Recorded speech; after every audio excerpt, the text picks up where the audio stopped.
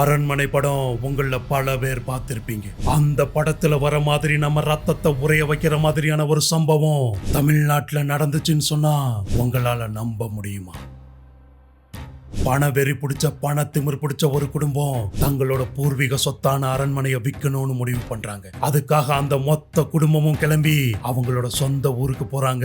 அப்படி போற அவங்களுக்கு அப்போ தெரியல அவங்க போற இடம் ஒரு அரண்மனை இல்ல, அவங்கள அடக்கம் பண்ண போற இடம் அப்படின்னு. காரணம், அந்த அரண்மனையில அவங்கள பழி வாங்கறதுக்காக 100 வருஷமா ஒரு கொடூரமான பேய் காத்துக்கிட்டு இருக்கு. அதனால அந்த கிராமத்து மக்கள் இரவு நேரத்துல அந்த அரண்மனை பக்கம் போகவே பயத்துல அஞ்சு நடுங்குவாங்க. மீறி யாராவது போனா அவங்க அடுத்த நாள் உயிரோட திரும்பவே மாட்டாங்க.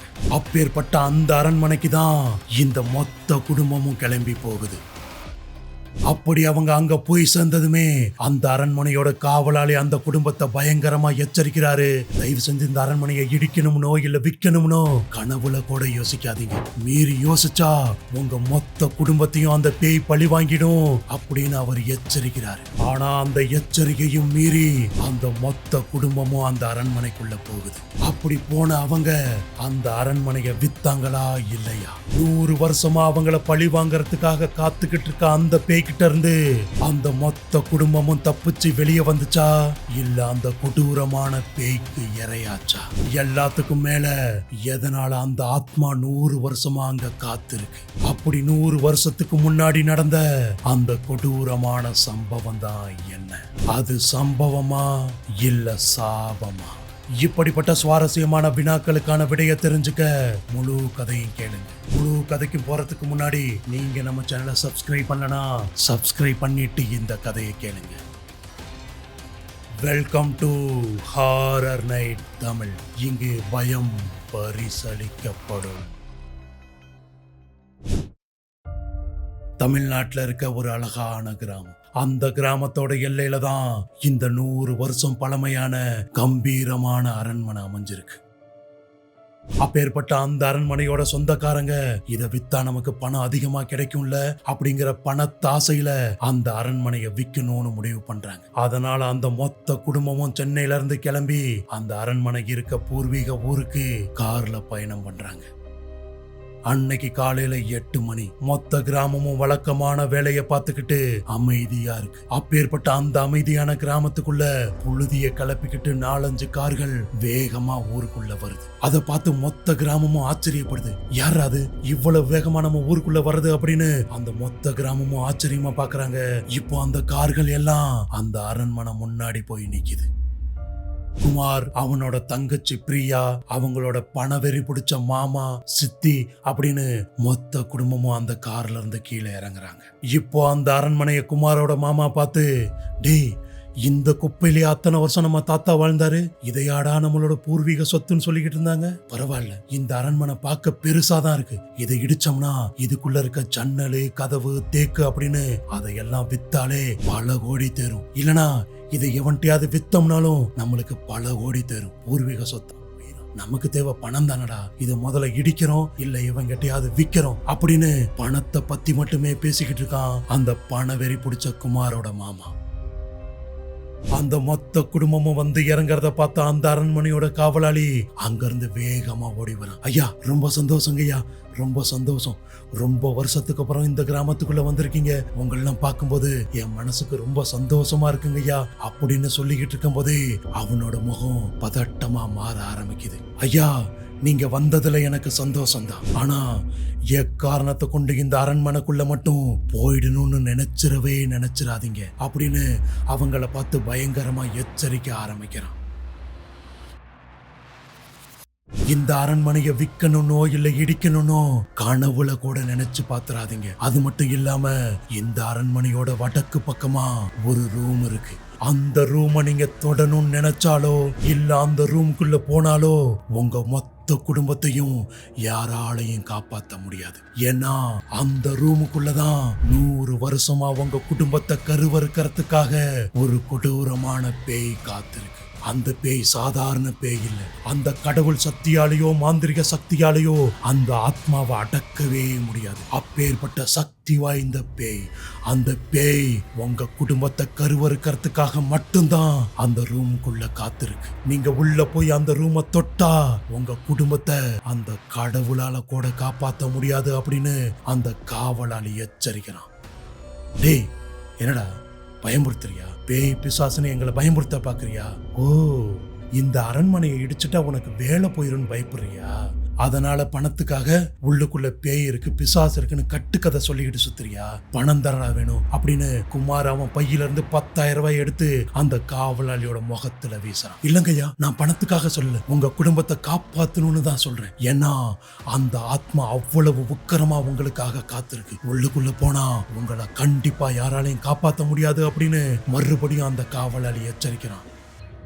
எங்களுக்கு பணம் வரும் அப்படின்னா பேயாவது பிசாசாவது நாங்க கண்டிப்பா உள்ளுக்குள்ள போகத்தான் போறோம் அப்படின்னு பண திமிரு பிடிச்ச அந்த குடும்பம் காவலாளியோட எச்சரிக்கையும் மீறி அந்த அரண்மனைக்குள்ள போறாங்க.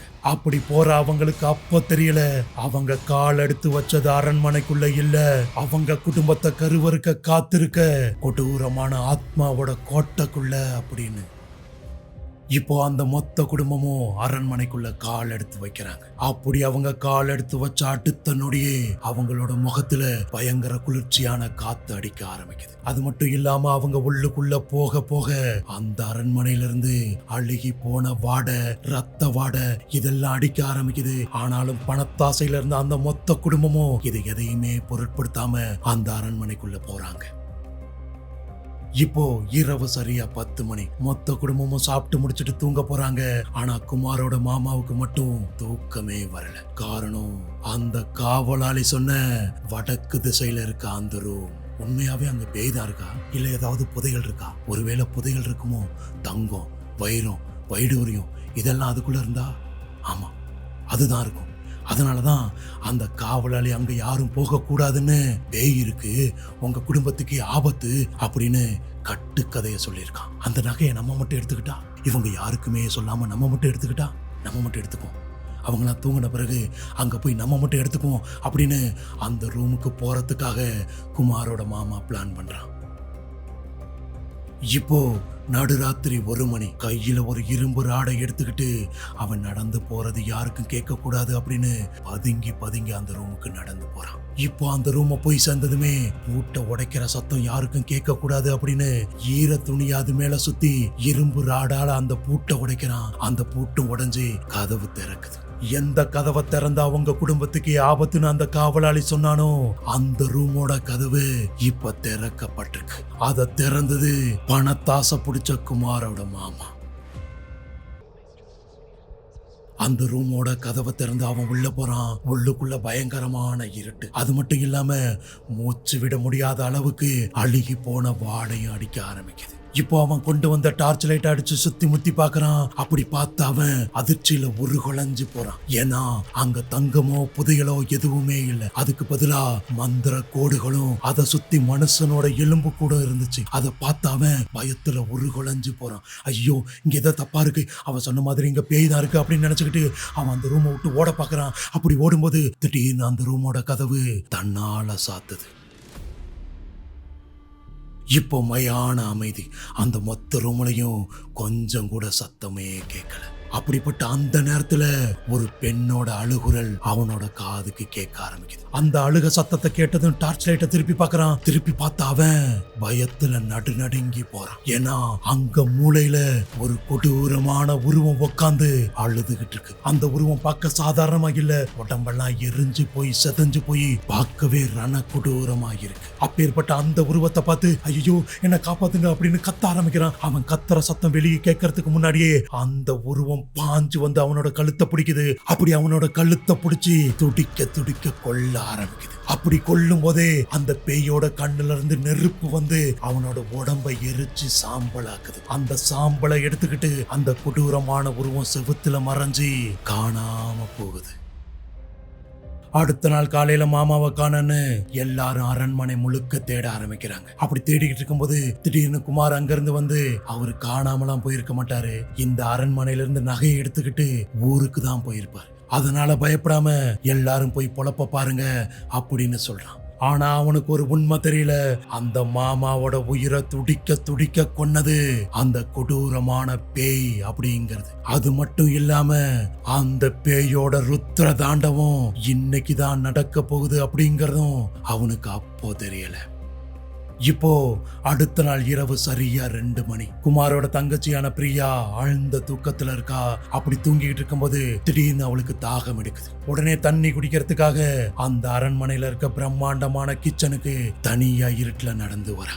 அப்படி வந்த அவ டம்ளரை எடுத்து அங்க இருந்த பெரிய அண்டாவுல தண்ணிய மொண்டு குடிக்கிறா. அப்படி குடிக்கும் போது அந்த தண்ணி வேற மாதிரி அவளுக்கு தெரியுது. உடனே சந்தேகப்பட்ட அவ வெளிச்சத்துல பாக்குறா. அப்படி அவ வெளிச்சத்துல பார்க்கும்போது பயத்துல அந்த டம்ளரை அப்படியே கீழே போடுறா. காரணம் அதுல இருந்தது தண்ணி இல்ல, ரத்தம். அதை பார்த்து பயங்கரமா கத்த ஆரம்பிக்கிறா. ஐயோ என்ன காப்பாத்துங்க அப்படின்னு. அவ கத்துற சத்தத்தை கேட்டு அவளோட சித்தி அங்க இருந்து ஓடி வராங்க. என்னாச்சு என்னாச்சு அப்படின்னு கேக்குறாங்க. அவ ரத்தம் ரத்தம் ரத்தம் அப்படின்னு சொல்றா. ரத்தமா எங்க அப்படின்னு அவங்க கிச்சனுக்குள்ள போறாங்க. அப்படி அவங்க கிச்சனுக்குள்ள போன அடுத்த நொடியே அந்த பெரிய அண்டாவுல இருந்து கருகி போன அந்த பேய் உருவம் வெளியே வருது. அந்த உருவத்தை பார்த்து அலறி அடிச்சு அவங்க ஓட ஆரம்பிக்கிறாங்க. அப்படி ஓடும்போது அந்த உருவம் பறந்து வந்து அவங்க கழுத்தை பிடிச்சி அவங்க ரத்தத்தை உறிஞ்சி துடிக்க துடிக்க கொல்ல ஆரம்பிக்குது. இதெல்லாம் பார்த்துக்கிட்டு இருந்த பிரியா கொல்ல நடுங்கி போய் அங்கேயே மயக்கம் போட்டு விழுகிறா. அடுத்தடுத்து 2 உயிர் போனதுமே அந்த குடும்பத்துல இருந்தவங்களோட திமிரெல்லாம் அடங்கி சாவு பயம் கண்ணுல தெரிய ஆரம்பிக்குது. அந்த நேரத்துல இங்க இருந்து எப்படியாவது உயிரோட போனா போதும் அப்படின்னு நினைச்ச குமாரு அந்த ஊர்ல இருக்க ஒரு மிகப்பெரிய அகோரிய கூப்பிட்டுக்கிட்டு அந்த அரண்மனைக்கு வரான். அப்படி வந்ததுமே, சாமி எவ்வளவு செலவானாலும் பரவாயில்ல, இந்த அரண்மனையில இருக்க அந்த பேயை விரட்டணும் அப்படின்னு அவன் கேட்கிறான். அப்படி கேட்டதுமே அந்த சாமி அவனை பார்த்து பயங்கரமா முறைக்கிறாரு. தம்பி, உன் சொத்தையே வித்தாலும் அந்த பேயை இங்க இருந்து விரட்ட முடியாது. ஏன்னா அது ஒரு சாதாரண பேய் இல்ல. உங்க முன்னோர்கள் செஞ்ச துரோகத்தினால உங்க குடும்பத்தையே கருவறுக்க காத்திருக்க ஒரு கொடூரமான ஆத்மா. அந்த ஆத்மாவை யார் நினைச்சாலும் இங்க இருந்து ஓட்டவே முடியாது. இதுக்கெல்லாம் காரணம் உங்க கொள்ளு தாத்தா தான் அப்படின்னு 100 வருஷத்துக்கு முன்னாடி நடந்த அந்த உண்மை சம்பவத்தை சொல்ல ஆரம்பிக்கிறாரு அந்த அகோரி. சரியா 100 வருஷத்துக்கு முன்னாடி உன்னோட கொள்ளு தாத்தாவுக்கு உடம்பு சரியில்லாம போகுது. இந்த ஊர் மட்டும் இல்ல, சுத்தி முத்தி இருக்க எல்லா ஊர்ல இருக்க வைத்தியரையும் கூட்டு வந்து பார்த்தும் அவரோட உடலை யாராலையும் சரி பண்ண முடியல.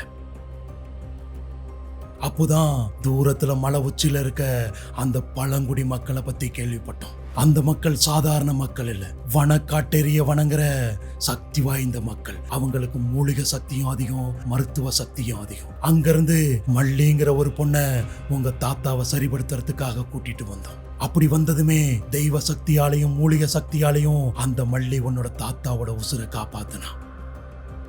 ஆனா உயிர் பிழைச்ச உன்னோட தாத்தா அவளுக்கு நன்றி சொல்லாம அந்த பழங்குடி கிராமத்துல இருந்த வனக்காட்டேரியால காப்பாத்தப்பட்டுகிட்டு இருக்க அந்த புதையலை பத்தி கேக்குறாரு. மல்லி, நீ என்னோட உயிரை காப்பாத்திட்ட, அதே மாதிரி உன் கிராமத்துல இருக்க அந்த புதையலை எடுக்கவும் எனக்கு உதவுனா உனக்கு பணம் அதிகமா தரேன் அப்படின்னு அவர் சொல்றாரு. அதை கேட்டதும், ஐயோ நான் மாட்டேன், அது எங்க வனக்காட்டேரியோட சொத்து, அதை நீங்க தொட்டீங்கன்னா எங்க கிராமமே அழிஞ்சு போகும், அதனால எக்காரணத்தை கொண்டு நான் அதுக்கு அனுமதிக்கவே மாட்டேன் அப்படின்னு மல்லி சொல்றா. அதுல கோவம் அடைஞ்ச உன்னோட தாத்தா ஆட்களை கூட்டிட்டு போய் அந்த பழங்குடி மக்களை துண்டு துண்டா வெட்டி அங்கிருந்து அந்த புதையலை எடுத்துக்கிட்டு வராரு. அப்படி வரும்போது அதை தடுக்க வந்த மல்லியையும் குடிசையிலேயே வச்சு துடிக்க துடிக்க எரிச்சு கொன்னாரு. அப்படி கொல்லும் போது அந்த மல்லி ஒரு சாபமிட்டா, எங்க ஊரையும் என்னையும் கொன்ன உன்னையும் உன் குடும்பத்தையும் நான் கருவறுக்காம விட மாட்டேன் அப்படின்னு ஒரு சாபமிட்டா. அந்த சாபமும் வனக்காட்டேரியோட சக்தியும் ஒண்ணு சேர்ந்துதான் இப்போ இந்த அரண்மனையில பேயா வந்து நிக்குது. அந்த பேய் உங்க குடும்பத்தை கருவறுக்காம இங்க இருந்து போகவே போகாது. அதனால அந்த பேய் எங்க இருந்து விரட்டுறது அப்படிங்கிறது சாத்தியமே இல்லாத ஒண்ணு. ஆனா என்னால ஒண்ணு பண்ண முடியும், உங்களை இங்க இருந்து காப்பாத்தி ஊருக்கு வெளியே அனுப்ப முடியும். அதுக்கான யாகத்தை நான் இன்னைக்கு பண்றேன், நீங்களாம் அங்க இருந்து தப்பிச்சு போக ரெடியா இருங்க அப்படின்னு சொல்லி அன்னைக்கு இரவு சரியா 12 மணிக்கு அந்த அகோரி மிகப்பெரிய யாகத்தை வளர்க்க ஆரம்பிக்கிறார். ஒரு மிகப்பெரிய மந்திர சக்கரத்தை வரைஞ்சு அது நடுவுல அக்னி குண்டத்தை வச்சு சுத்தியும் எலும்புச்சம்பளம் குங்குமம் இதெல்லாம் வச்சு அகோரி மந்திரம் சொல்ல ஆரம்பிக்கிறார். அப்படி அவர் மந்திரம் சொல்ல சொல்ல இருட்டுக்குள்ள இருந்து ஒரு கருகி போன உருவம் வெளியே வருது. அதுதான் அந்த கொடூரமான பேய். அந்த உருவம் அந்த அக்னி குண்டத்தை நோக்கி நடந்து வருது. அந்த உருவம் வரதை பார்த்து அந்த மொத்த குடும்பமும் பயத்துல நடுங்க ஆரம்பிக்கிறாங்க. அப்ப அந்த அகோரி இன்னும் வேகமா மந்திரம் சொல்ல ஆரம்பிக்கிறார். ஆனா அந்த மந்திர சக்திக்கெல்லாம் கட்டுப்படாம அந்த உருவம் முன்னோக்கி நடந்து வருது. அப்படி அது நடந்து வர வர அங்க இருந்த எலும்புச்சம்பழம் எல்லாம் வெடிச்சு செதற ஆரம்பிக்குது. அங்க இருந்த குங்குமம் ரத்தமா கரைஞ்சு ஓட ஆரம்பிக்குது. அதெல்லாம் பார்த்து அகோரி இன்னும் வேகமா மந்திரம் சொல்ல ஆரம்பிக்கிறாரு. அப்படி அவர் மந்திரம் சொல்ல சொல்ல அந்த கொடூரமான ஆத்மா இன்னும் நெருங்கி வருது. அப்படி நெருங்கி வரும்போது அந்த அகோரி கழுத்துல போட்டிருந்த ருத்ராஜம் இப்ப பெரிய கயிறா மாறி அவரோட கழுத்தை இறுக்க ஆரம்பிக்குது. அப்படி இருக்க இருக்க அந்த அகோரி அங்கேயே ரத்தம் கக்கி செத்து போறான்.